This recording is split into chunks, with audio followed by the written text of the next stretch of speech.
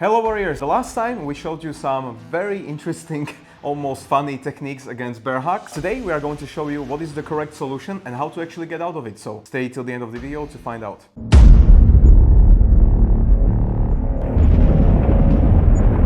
So before watching this video, definitely watch the last video we did, 10 bullshit techniques against bear hugs. We went through 10, but internet is full of stupid bullshits like this, so the well is never ending. So send us even more techniques that you want us to try here in the science lab of SORUDO. And maybe if you try the technique and it failed somewhere outside, definitely send it to us and give us the full story so maybe others can learn from it and you can help us save lives. So we showed you how not to do it, now how to actually do it. We still need to remind ourselves, why is he actually grabbing me? If you are a guy, the chances are that he even wants to take you to the ground, that's why he's grabbing you and takes you down. Or he wants to do something like hold me because another guy is coming to punch me to the face. That's when you're a guy. When you're a girl, it's going to be a little bit different because he either wants to take me down and rape me, or he's trying to kidnap me. So he'll probably grab and take me somewhere. Context is very important because we need to understand why is he actually grabbing me. That's how we are going to know how to get out of it. The best way to avoid the bear hug is to not even let him grab you. What do we mean?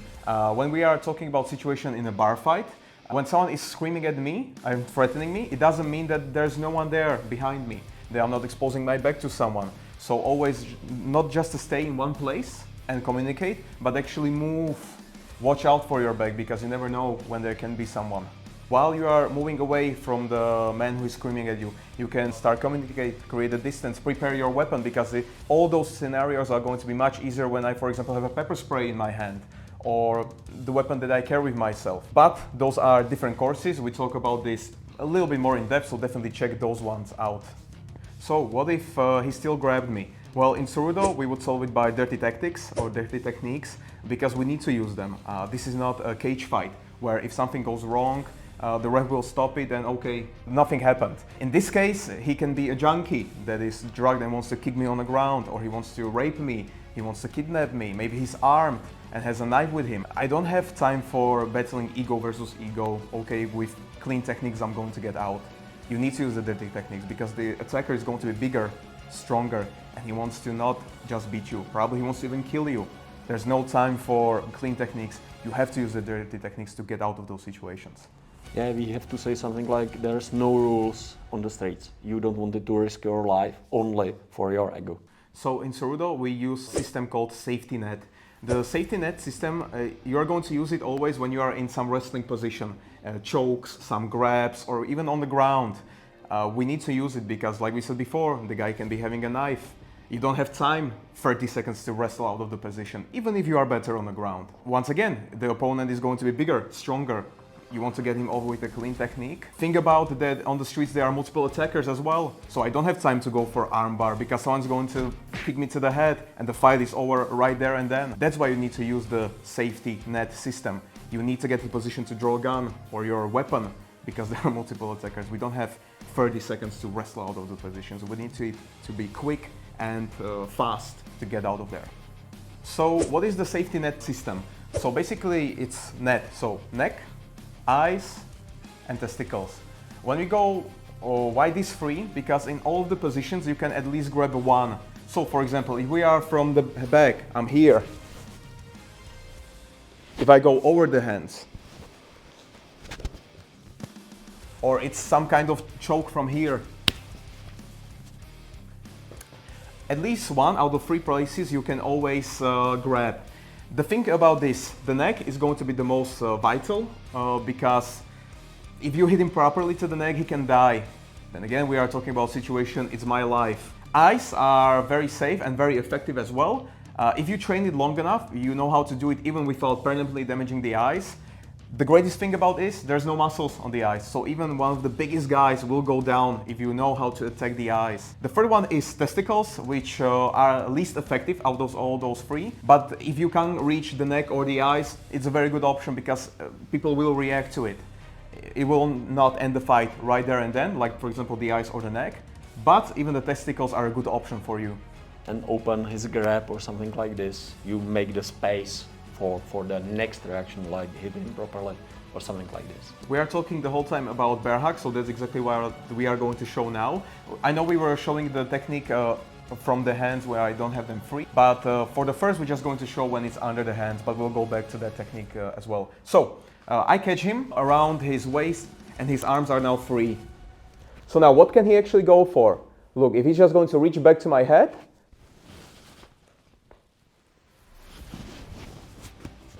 and I will let go. If you can see how he was touching my eyes, it wasn't like this, but it was with the muscle of the finger. That's because he had free arms, so he could reach the eye. Then when we were talking about, okay, my hands are not free, so let's look at it.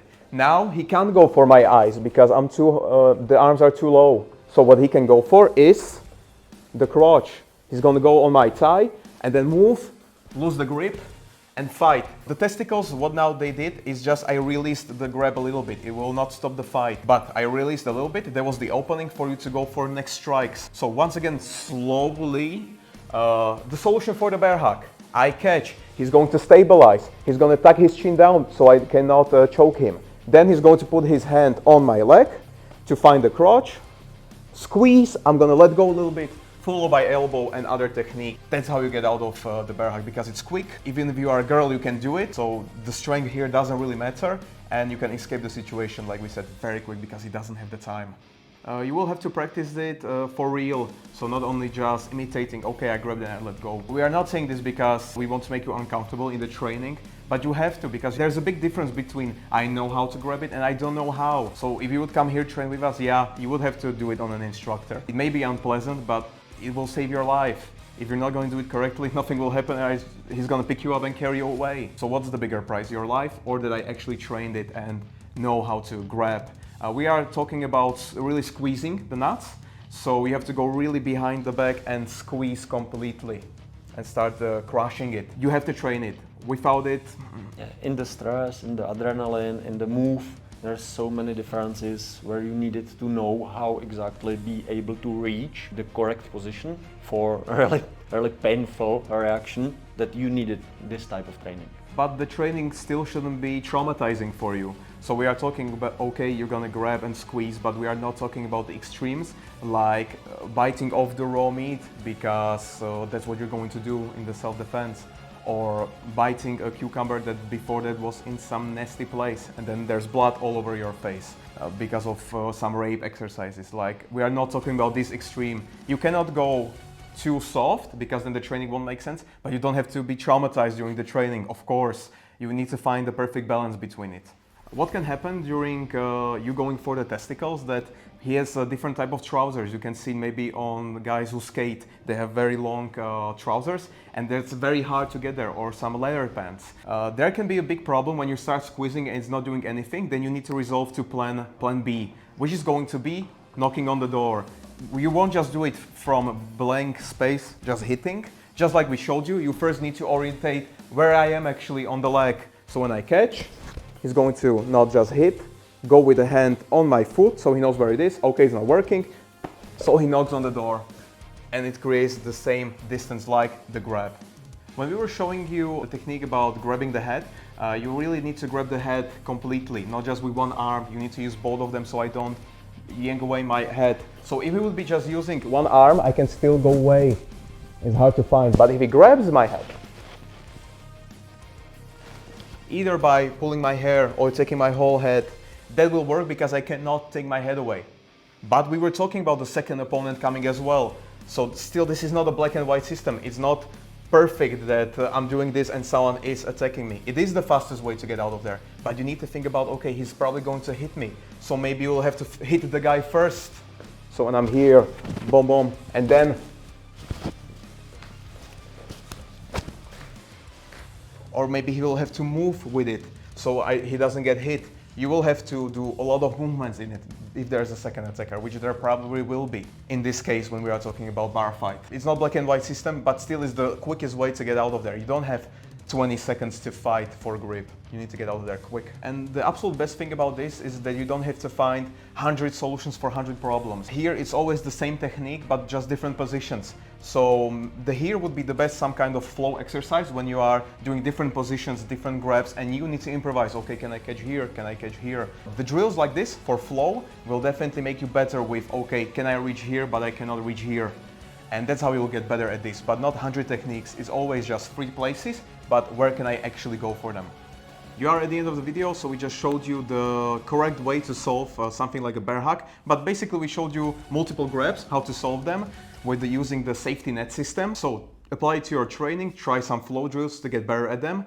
And now it's your job to share this video with as much people as you can, because it can again save their lives. Our job here was to create the content. Now it's your job to share it with as many people as you can. You never know who can it actually save. For us, this has been all. So if you do enjoy the video, please leave a massive like, subscribe to the channel so you can see even more videos like this, and we will see you in the next one. Bye guys.